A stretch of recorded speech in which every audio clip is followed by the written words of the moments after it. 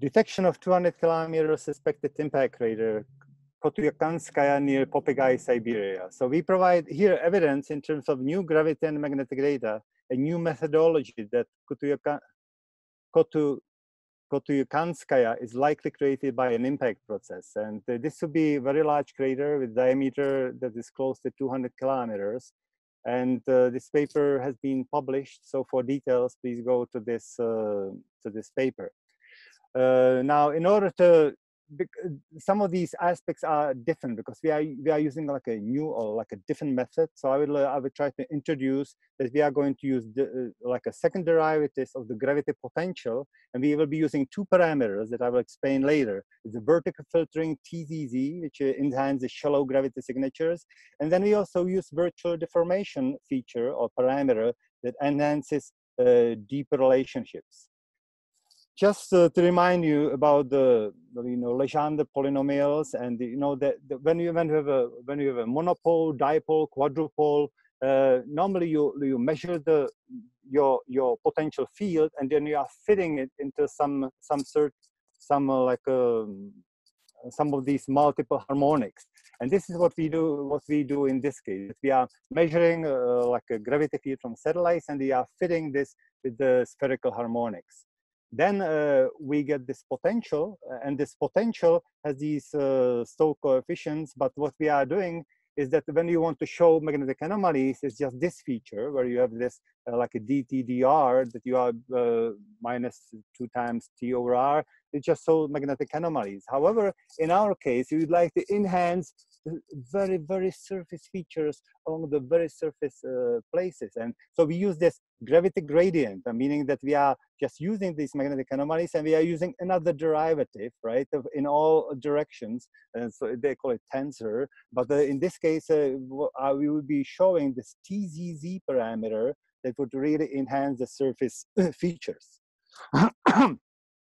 Here's an example. Just, I mean, this is a soul diapir, like a gravity anomaly. You can see there's a very significant anomaly because of soul diapir, but you can see that the soul diapir in the 3D image is kind of pointing in one way. And if you do this analysis and do this like a second derivative, then you can get this image, and you can see very clearly that this feature, this pointed thing on the soul diapir, is very nicely visible in here. And this is because, I mean, if you look at the gravity anomalies, which is this red line, and when you do this TZZ, the second derivative, you can see you're enhancing very much just the surface. Now, because we talk about Copernicus a lot in this conference, I chose it as an example. So in here we have TZZ tensor, and so in here is the gravity anomaly of Copernicus as it is. But then when you do this analysis, the second derivative, you can see suddenly you don't have this like a deeper signatures. You just have a surface feature over here and a blue in the center. There are other aspects of gravity potential that are I0, I1, I2, and theta. One of the thing about theta is interesting because it shows strength and isotropy of the rock, like a cleavage direction in the rock massive. But we use it, but I won't go into too much detail in here. The combination of these parameters, I0, I1, I2, is important because it's when it is in between 0 and 1, when we know if this I2 divided by 2, this ratio is very close to 0, the source body is very close to 2 dimensions. And I mentioned that this theta angle shows the strike angles, but what I would like to focus on is more like the virtual deformation. The virtual deformation that we use in our analysis shows you the maximum and minimum deformation tensor axis, where the sign is determined from the transforming the tensor in the main direction. But I mean, put it in normal terms, you are basically when you have expansion regime, that would be like an uplifted region above the geoid, whose mass has a tendency to collapse. However, the virtual compression indicates lower zone, like below the geoid. And so in this case, what we are doing, we are looking into the change of this potential in a latitude and longitudinal sense. And once you have these two parameters, we are actually trying to get out the tensor of small deformations. That means that we are now using these two parameters and we are getting the derivative of these two parameters, and we are getting the tensor that has a symmetrical and asymmetrical part. And from this symmetrical part, we can get major semi-axis of deformation and minor axis, and those are the BD parameters. This is the compression part and the expansion part. And some of the images that I will show have units, and we have this 1e. If you see 1e, that means 10 to minus 9 per squared second, and also the medigals are in meter per second square times 10 to minus 5. So data are coming from the satellites, Lagos, Grace, and GOES. There are also terrestrial data and EGM 2008 geoid height grid for the continents. And then the model is basically trying to fit the gravity data that you measure into the model. And I showed you that there is a degree that this is how you fit it, right? You have this polynomials and you have these Stokes coefficients, and now you are fitting it and you are getting degree 2190. In this picture, you have only like a 10 degrees an order, right? But in here, you would have over 2,000 lines and 2,000 columns for the fitting. And here's again example, because on the moon, this it's just beautiful because there's a lot of craters and you can characterize it very nicely. So we have a Copernicus on the moon. And so in here, you can see the regular gravity anomaly, in here shown in red, right? How it decays with the depths. And here you have a TZZ. This is the second derivative vertical component of this tensor. And you can see you basically enhance very nicely just the surface feature of Copernicus. Then we have a Copernicus, this virtual deformation. The virtual deformation shows aspect of Copernicus. And again, remember, compression is a blue and dilatation is red. This is so we can see this is like a hole, and here is the rim of the crater. And the rim, because it's it's above, so has a tendency like to collapse. And the interior of this has a in a kind of compressive regime. And you can see that this blue, it's kind of it's reverting a little bit back. It almost suggests that there is like a rebound in the center. Another example from the moon, which is a plateau, that shows that we have this plateau crater. And if you do gravity anomaly, normally you see just blue and a little bit of the rim. But once you do TZZ, you enhance the surface feature, you don't have the blue in the middle like we saw in the previous crater in a Copernicus. But in here, we actually see there's just one line near the rim. And but then when you do virtual deformation, you actually reveal that there is this dilatation or expansion and compression. There's like a multi-ring basin clearly visible for this specific crater using this virtual deformation parameter. Okay, the moon was easy. Now let's see if we can try to use the similar approach on Earth, and let's see how it is. So in this case, we going to Siberia, where this known crater Popigai up there, like a north circle, and the crater that we are talking about is about in this location. And in here you see a geologic map and the same map as previous one. So this Kotuykanskaya, or the suspected crater, appears to be almost twice as large as Popigai crater, and it's in this location. And so when you look at the Google image, you see that there's nothing really like visible.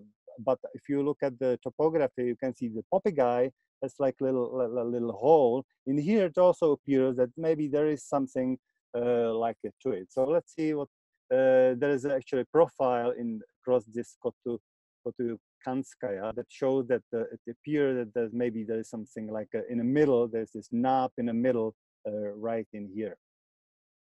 So now remember, gravity data in Copernicus looks very nice, but show also some interference from the bottom. And for Kotuykanskaya, you can see that there is a, you know, you don't see like a too much. I mean, the Popigai has a blue, like a anomaly here. There is some anomaly here, but it looks like it's a little bit contorted. It's not like a really beautiful circle. Now, when you do this TZZ component, the second derivative of the vertical component, the Copernicus was nice and easy. But in here, Popigai, I mean, you see something there. But Kotuykanskaya, you can see it looks like it had been distorted because of the crater is probably old, and there was some tectonics that took place that deformed the previous circular shape. And now when we look on a virtual deformation features, on a Copernicus, we saw like a beautiful image. I didn't mention it, but in Copernicus, note also this feature. This feature is another crater, which we know that there's a reverse compression and dilatation zone or expansion zone, which means that the crater, which was the old crater underneath, like lifted the material from underneath, which created this this extra mass, concentration of mass that is responsible for this dilatation feature or expansional features. Now, when we look in here, what we see, Kotuykanskaya, this is the place that we are referring to compared to Popigai. So we can see that there is some kind of a expansion and compression zone, and the center appears that there is a, you know, it looks like there's a center uplift there. And when we look closer, this is a detail of it. We see that like a beautiful virtual deformation features on Copernicus compared to Kotuykanskaya. But what we have evidence that there is a like a dilatation zone appears to like a rim of the crater that was deformed. Then there is a compression zone which in a central uplift. I can hear the ding. Thank you. I am almost at the end. And so based on this data and this analysis, we think that the data support that this may be a crater. It doesn't confirm it, it just supports that this is likely that there may be a crater. Even this little thing over here appears that they may have been like a smaller crater superimposed on the big crater. We also look at the magnetic anomalies in this Kotuykanskaya, and the Kotuykanskaya Popigai are shown here by the dot. And the impact pressure very often demagnetize the rock underneath. And this is usually visible that the sharpness of pre-existing anomalies, you can see they are very sharp in here, is kind of dissolved. And we see that all this area appears to be like these anomalies don't have sharp edges. So it is again consistent with the impact.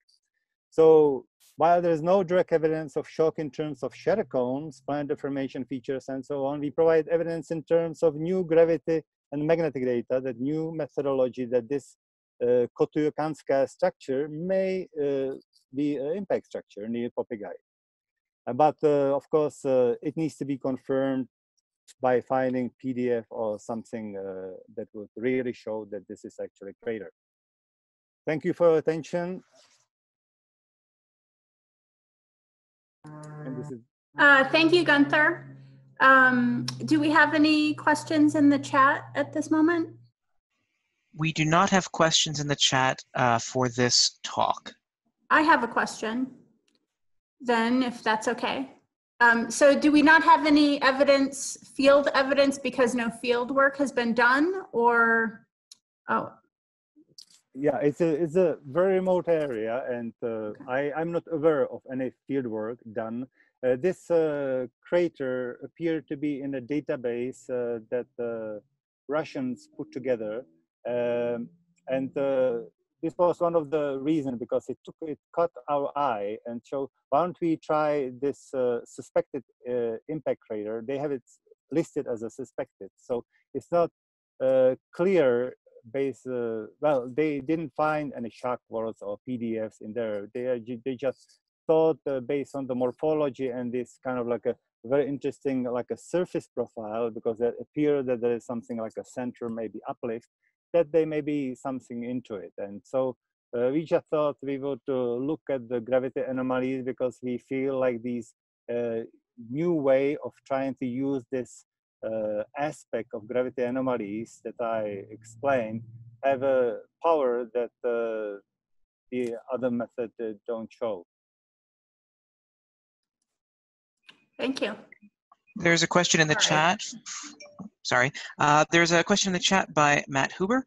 Lots of features after processing looked like they could match the Copernicus profile. Why is this particular crater suspected to be, or this particular feature suspected to be an impact? Okay, I think I understood what you said, but can you just repeat it one more time? I just need to digest it. Yeah. Just repeat it. And I'll try to paraphrase it slightly. So lots of different kinds of features after specific processing can look like they can match the Copernicus crater profile. So why does this feature in particular, after its processing, why is it suspected to be an impact? I guess what he's trying to get to is that you can manipulate data in a couple different ways and get sort of an answer. Why, when you manipulate the data in this particular way for this particular feature, do you think the answer is correct? And he references slide 26 in particular. 26. And Matt, if you want to try to clarify that question, if I misinterpreted it, go ahead and do so, please.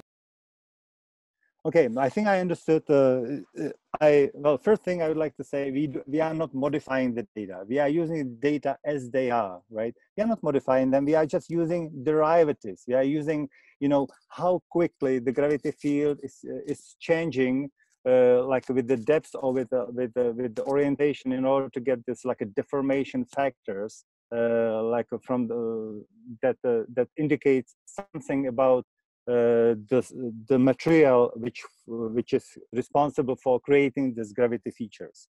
And so I found it exciting that normally if on the surface just on an optical image in Copernicus, you just you know, you just see a hole and crater, but you didn't see like this mass concentration underneath the secondary crater.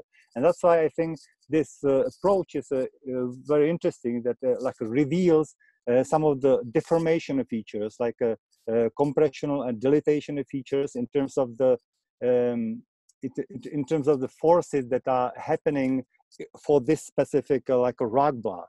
And we see that there is this compressional and expansional regime that is very clear for the Copernicus crater. And we didn't modify any data. We just plot the data differently, right? And the different way actually shows that, okay, there is actually like a dilatation or expansional feature here and in the middle, which is to look that is consistent with the crater. And we see this like a surrounding area, which is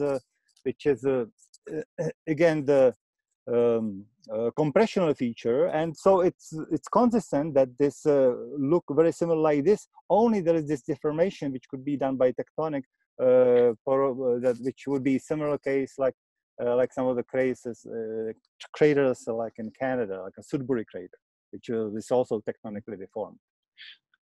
Yeah, Kotuyr, thanks for that explanation. But I suppose what I'm saying is that if you showed me that image on the left and you didn't prime me to expect that that would be an impact crater, it doesn't look very circular.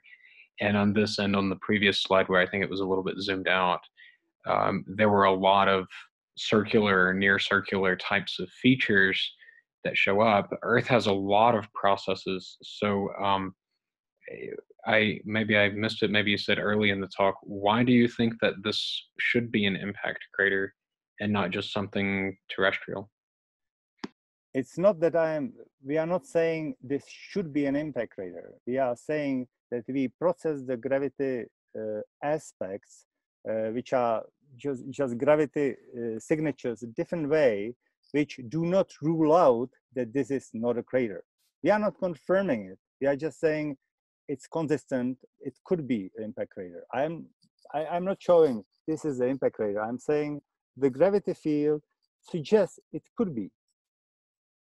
So I'm not like, you know, this is an impact crater. It's just method that is done slightly differently, and we think that we are just trying to use this method and to see if we can learn something more about the gravity field in this area, and if does it support that there may have been impact crater because the Russian think that there may be, or doesn't, right? In this case, I mean, looks like both ways. It's deformed. It's not complete, like it's not perfect circle, but it has this this signature that it could have been deformed by a tectonic crater that has been there for a long time.